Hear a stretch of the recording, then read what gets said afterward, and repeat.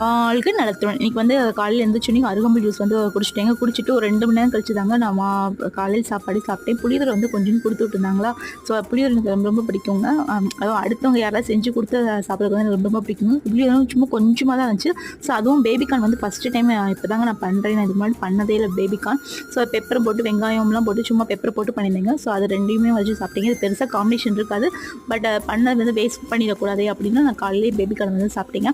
இன்னைக்கான விடுகதை என்னன்னு பார்த்தீங்கன்னா, ஒற்றை காலில் நிற்பான் முன்னும் பின்னும் செல்வான் அவன் யார்? கண்டிப்பாக தெரிஞ்சு கமெண்ட் பாக்ஸில் சொல்லுங்கள். அதுக்கப்புறம் வந்து மத்தியானம் வந்து என்னென்னு தெரியல, அருகம்புல் ஜூஸ் குடிக்கிறனால என்னென்னு தெரியல, பசியே இல்லைங்க. ஸோ மத்தியானம் வந்து பிள்ளைங்களுக்குலாம் சாப்பாடு ஊட்டிட்டு அதில் கொஞ்சமாக சாப்பாடு போட்டு நிறைய வந்து கீரை போட்டுட்டு அதுக்கப்புறம் வந்து பிரண்டை துவையல் இன்றைக்கி வச்சுருந்தேங்க. ஸோ அதுக்காக தான் இன்றைக்கி கொஞ்சமாக சோறு போட்டு சாப்பிட்டேங்க.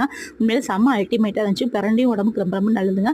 நைட் வந்து ஃப்ரீயாகவே விட்டுட்டேங்க. எப்பயும் போல் மேஜிக் பிடிப்பு சாப்பிட்டு படுத்துட்டேங்க. அதான் நான் என்ன சாப்பிட்டு நீ என்ன சாப்பிட்டீங்க? கண்டிப்பாக கமெண்ட் பாக்ஸில் சொல்லுங்கள். இந்த வீடியோ பிடிச்சி லைக் ஷேர் சப்ஸ்கிரைப் மறக்காம பண்ணிடுங்க.